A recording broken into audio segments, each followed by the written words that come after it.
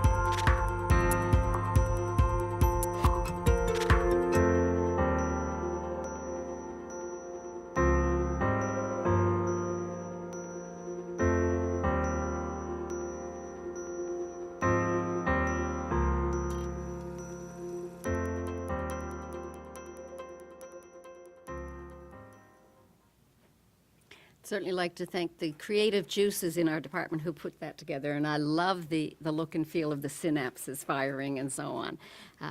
It's a rather unique way, I think, to show that as of today, we are announcing funding of $4.6 million to expand rural broadband access in Newfoundland and Labrador. With this investment, we will actually exceed our goal to have 95% of the province covered by broadband. In fact, once the projects announced today are complete, 98% of the population of Newfoundland and Labrador will have broadband access. Our investment will support 102 new communities, and this includes 81 communities added as part of this announcement, and the 21 communities we announced earlier this year as part of our strengthened broadband services in the Coast of Bays region. In total, through government investment, we will now have more than 550 communities connected, which is up from 114 communities where we started just a little more than 10 years ago.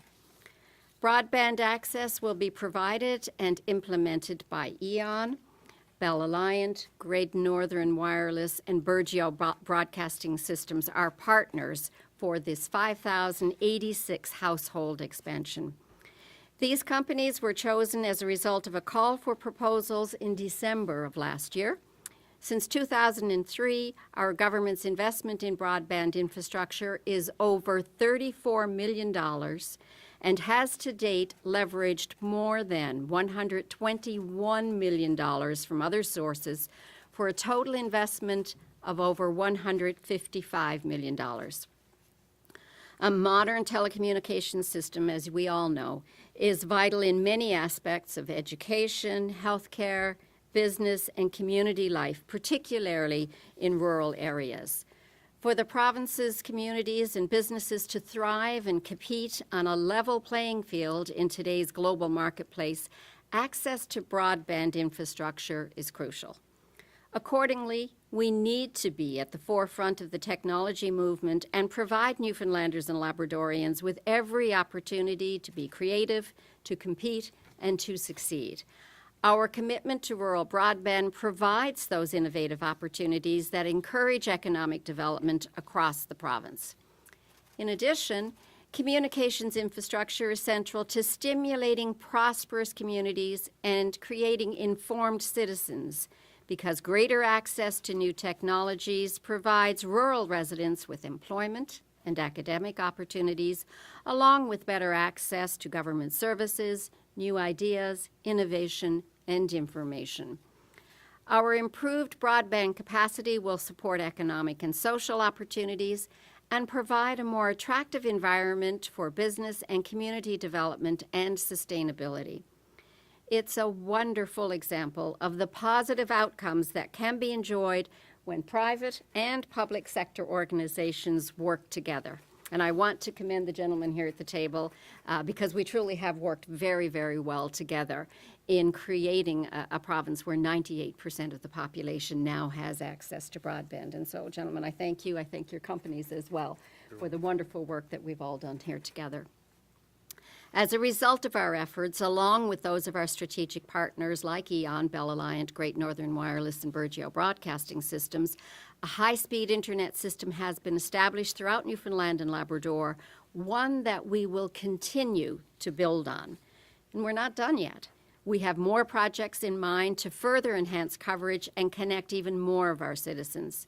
We are being innovative by supporting a variety of technologies such as fiber, wireless, and satellite as we continue to explore new opportunities to invest and strengthen our province's innovation infrastructure.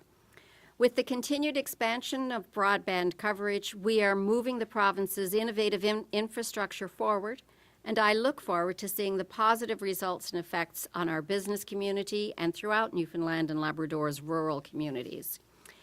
We set out on a long journey a little more than 10 years ago, and I'm pleased that with the efforts of the provincial government and our strategic partners, we have firmly placed our province at the forefront of the communications technology, providing 98% of Newfoundlanders and Labradorians with improved opportunity to compete and to succeed. I want to once again thank you all for joining us today. And I'll now ask Dale Squires, who is the president of IceNet, a division of EON, to say a few words. EON, incidentally, will connect 63 communities under this phase of our initiative. Mr. Squires, if you would. Thank you, Minister Sullivan. I'd like to start with two comments initially. One is to apologize on behalf of the CEO of our company, who would love to have been here, but he happens to be in India attending a family wedding, and he thought that would have a slightly higher priority. I also want to compliment the entire team in your group. They have been tremendous, and when you say partnering, that's another word for cajoling, negotiating, pushing, shoving. But all in all, it's been a great team effort to roll out this network into these rural communities. It should be very apparent that the group of communities we're working on now are the hardest. Yeah. That is because, and that's a reason why a lot of other provinces haven't even tried to do it. So Newfoundland and Labrador are in the forefront of making this happen. This is especially gratifying for me to be here because I was born and raised in Corner Brook, graduated from the college just down the street here when it was called College of Trades and Technologies. That shows my age. And I was forced to leave Newfoundland because there was no employment.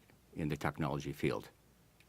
Now, in the intervening years, I've worked with a few companies, small ones like Nortel and RCA and Sperry Univac, and I've traveled the world.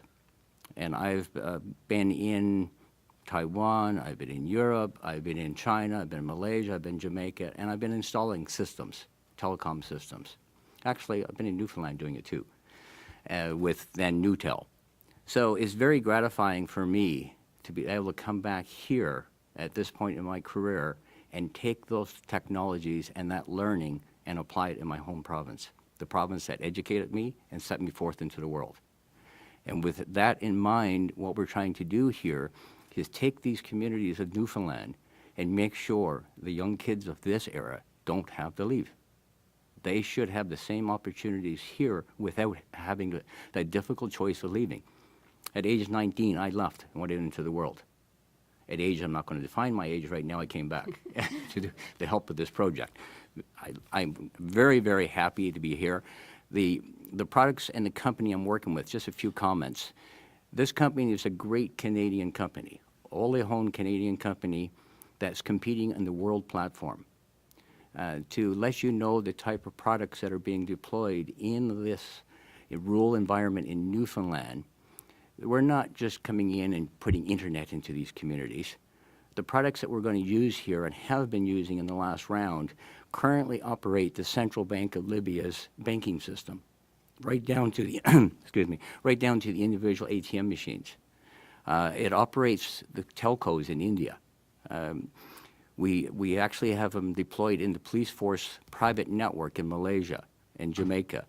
Last year, the RCMP standardized on these products for a standing offer for applications in the RCMP network across Canada. That's the type of products, robust, secure, etc. Now, closer to home, the city of Mount Pearl uses it for the video surveillance of some of their key locations to where there was a high incidence of vandalism. So they're using these same networks deployed. We're not just installing internet in these communities. Let's not go down that track. We're installing internet that's going to surpass the capability of what's in the urban environments in most countries. The internet we're putting in here will be targeted and customized to the end users in these towns based on what their needs are. It may be the grandparent who doesn't own a computer, but want to be able to talk to their kids and grandkids out in Grand Prairie or Fort McMurray or Toronto or whatever, and can make use of the internet to do that. So they have the ability to not be concerned with the cost of talking to their kids and grandkids. They should be able to do it over the internet and do it quite inexpensively. The high-end users in some of these communities, Little Burnt Bay, we have the system installed there, and what we're finding is we anticipated going in that the 1.5 megabits that was being deployed would be fine. The majority of our users in these communities start at 5 megabits. So while we're putting in systems that have the minimum capacity of 1.5 megabit per user, we anticipated in advance that we would have to have a growth. And that growth actually hit us in day one at 5 megabits. So I really want to thank you for this opportunity. It's actually stretching us, it's stretching our products, and as a team, we're going to make it happen. Super. Thank you very much, Mr. Squires. Some very insightful comments there as well in terms of the quality of work that's being done here in Newfoundland and Labrador. So now I'd like to turn it over to Mr. Cutler as well to say a few words on behalf of Burgeo Broadcasting System, and they will be connecting 10 of our communities under this phase of RBI. Thank you, Minister. Fellow guests, my name is Tom Cutler, and I'm a resident, a customer, and a chair of the volunteer board for the Burgeo Broadcasting System. We're a nonprofit organization that started out looking for broadband as a necessity for our own community, and such over the years have developed technology through our excellent workforce that we have to get it for Burgeo and our outlying communities. And since then, we've taken that expertise and kind of gone further with it. So I would like to take the opportunity to thank the Minister and her team for this investment into rural Newfoundland, because I'm a true believer of rural Newfoundland. And as a rural constituent, I have firsthand experience of life before and after broadband, and it can be a great disadvantage to running a competitive business, which allows much more personal contact with loved ones or those who live and work away. And in rural Newfoundland, we have a lot of that. So myself and those who either volunteer with me on the board of our company strongly believe in the strength of rural communities, and with continued support of government and groups such as represented here, I hope to realize a day where broadband is available for all residents of Newfoundland, and it should be just almost a right of every Newfoundlander. Thank you. Thank you very much as well, Tom. And I'd just like to echo what Tom was talking about in terms of rural Newfoundland and Labrador, because that really has been a focus for us throughout RBI. And I certainly echo what you're saying and understand very, very clearly the necessity to continue to move forward. We're at 98%, but we're not done. We'll continue to move forward. And now I'd like to invite Mr. Gushu to speak to us as well. Paul Gushu is CEO of Great Northern Wireless, and through their company, we will connect another 4 communities in Newfoundland and Labrador. So, Paul, if you would. Thank you, Minister. First, I'd like to show my gratitude, or my company would like to show us gratitude towards the provincial government for indicating which communities need internet, need the broadband internet, and providing funding for us to bring it to them. I'd like to thank Hayward Keats as your liaison. He was excellent.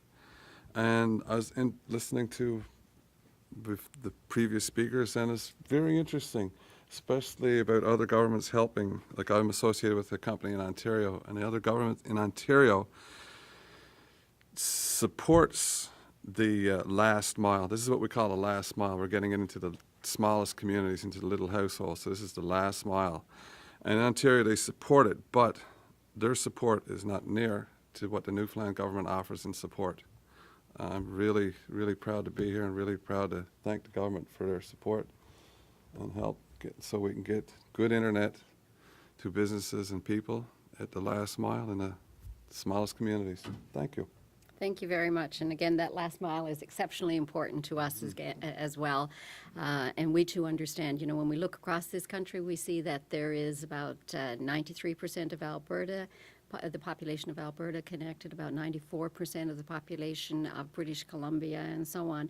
Newfoundland and Labrador truly is at the forefront, and I think it's important that we recognize that and that we thank the team that has helped us to do this work, and we'll continue to do this work. We're making great strides. We understand the importance, particularly in terms of healthcare, in terms of education, in terms of economic development through all of our communities. We understand the importance of broadband. We committed to it some 10 years ago, and as Paul said, we're now at that very last mile.